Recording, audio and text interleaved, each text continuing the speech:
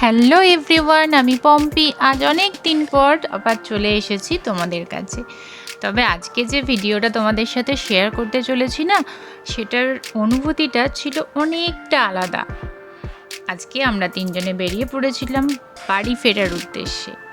না বরং এটা বলা ভালো যে নিজের দেশে ফেরার উদ্দেশ্যে।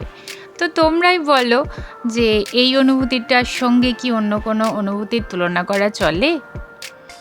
আর আজকে আমাদের ফ্লাইট ছিল দুপুরবেলা, তো সেই জন্য একেবারে আমরা ব্রাঞ্চ করে একটু তাড়াতাড়ি বাড়ি থেকে বেরিয়ে পড়েছিলাম। আসলে আমরা যেখানে থাকি সেখান থেকে মেলবোর্ন এয়ারপোর্ট যেতে সময় লাগে হাফ অ্যান আওয়ার মতো, কিন্তু যদি রাস্তায় জ্যাম থাকে সেই জন্য হাতে সময় নিয়েই বেরিয়ে পড়েছিলাম। এই যে এখন আমরা মেলবোর্ন এয়ারপোর্টের ভিতরে চলে এসেছি। আমাদের ইমিগ্রেশন অ্যান্ড সিকিউরিটি চেকিং যা সমস্ত কিছু থাকে সব কিছু হয়ে গেছে। যেহেতু অনেক সকালে খেয়েছি, বললাম না ব্রেকফাস্টটা স্কিপ করে একেবারে ব্রাঞ্চ করে বেরিয়েছি, তো সেই জন্য আমাদের বেশ খিদে পেয়ে গেছিল। সেই জন্য সৌভিক কী করলো যে খাবার অর্ডার করেছিল কিছু, আর মেয়েটাও বলছিল খাবে, তো সেই জন্য অর্ডার করা হয়েছিল কিছু খাবার। কিন্তু দোকানটায় না এত ভিড় ছিল যে ওখানে বসে খাওয়ার জায়গা ছিল না, তাই প্যাক করিয়ে নিয়ে চলে এসেছিলাম। কারণ এবার তো শুধুই অপেক্ষা করার পালা, তাই যেখানে বসবো সেখানে বসেই খেয়ে নেব।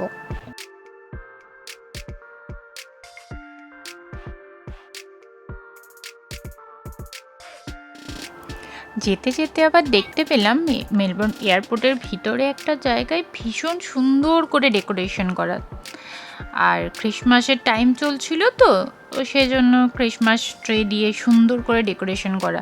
তো সেখানে ফটো সেশন করার লোভ তো সামলাতে পারলাম না, সেই জন্য মা মেয়েতে মিলে একটু ফটো সেশন করে নিলাম। এখন আমরা যেখানটায় যাচ্ছি না সেখান থেকেই আমাদের ফ্লাইটে উঠতে হবে। এই দেখো কত বড় একটা ফ্লাইট দাঁড়িয়ে আছে। যদিও এটা আমাদের ফ্লাইট ছিল না, আমরা যে ফ্লাইটে যাব, আমাদের ফ্লাইটটা ছিল থাই এয়ারলাইন্সের, এটা সেই এয়ারলাইন্স না। এখান থেকে দেখতে খুব সুন্দর লাগছিল। আমরা বড়রাও এখনো পর্যন্ত বলো যখনই কোনো এরোপ্লেন যেতে শুনি, আওয়াজটা শুনলেই চোখ অটোমেটিক ওপর দিকে চলে যায়। তো এই দেখো এখন আমরা চলে এসেছি ফ্লাইটের মধ্যে। আর এইবার এই পার্টটা না সত্যি খুব বোরিং। 1-2 ঘন্টার ব্যাপার হলে যা হোক করে কাটিয়ে দেওয়া যায়, বাট 9.5 ঘন্টা এই একইভাবে বসে কাটানো খুব বিরক্তিকর। তার ওপরে বাচ্চা সঙ্গে থাকলে তো আর কথাই নেই।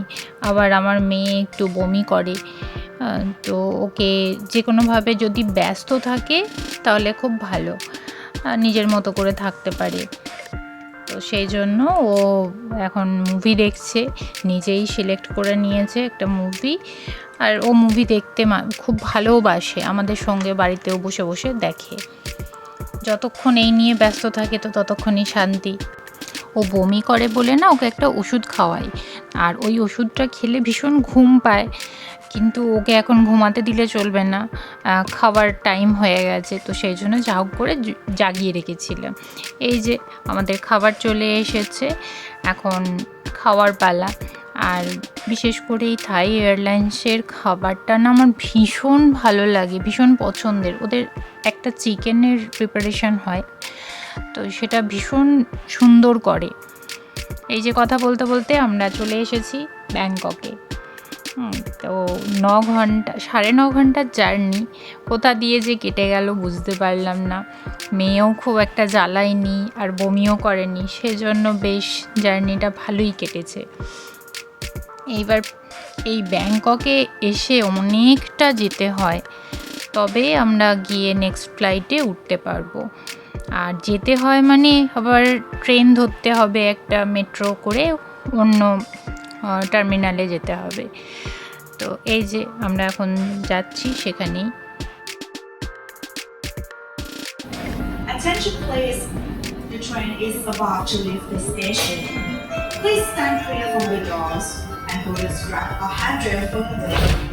各位乘客请注意，本列车即将离站，请勿占。注航下。way to below. একটুখানি সরো, একটুখানি সরো।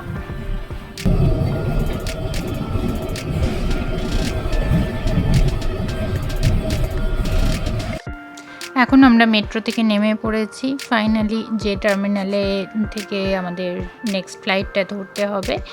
তো সেখানে পৌঁছে গেছি। দেখো কি সুন্দর সাজানো টার্মিনালটা, এত সুন্দর দেখতে লাগছিল না। আর ভীষণ রাত হয়ে গেছিলো, তো আমার মেয়ে আর জেগে থাকতে পারছিল না, শোয়ার জন্য অস্থির হয়ে যাচ্ছিল। তো ওখানে একটু লেওভার নিয়ে এবার আমরা আমাদের নেক্সট ফ্লাইটে চেপে পড়েছি। আর তো 2.5 ঘন্টা, ব্যাংকক থেকে কলকাতা 2.5 ঘন্টা লাগে। ও আর জেগে থাকতে পারছে না, দেখো শুয়ে পড়েছে। তো এই যে আমাদের ফাইনাল ডেস্টিনেশন কলকাতা, আমরা পৌঁছে গেছি ফাইনালি কলকাতায়। তো বাজছিল রাত 1:30, তখন আমরা পৌঁছেছি। তো ওর এক্সাইটমেন্ট দেখে বুঝতেই পারছো কতটা হ্যাপি। কলকাতা এয়ারপোর্টের বাইরে দাঁড়িয়ে আমরা তখন অপেক্ষা করছিলাম আমাদের গাড়ির জন্য। আর সৌভিক ড্রাইভারকে ফোন করছিল যে কোথায় আছে সেটা জানার জন্য। তো এইবার তো বাড়ি ফেরার পালা। আর কথা না বাড়িয়ে তাহলে আজকের ভিডিওটা এখানেই শেষ করছি। তোমাদের যদি আমার ভিডিওটা ভালো লাগে তাহলে লাইক, কমেন্ট, শেয়ার করে দিও। আর আশা করছি খুব তাড়াতাড়ি দেখা হবে অন্য একটা ভিডিও। ততক্ষণের জন্য টাটা, সবাই খুব ভালো থাকবেন, সুস্থ থাকবেন।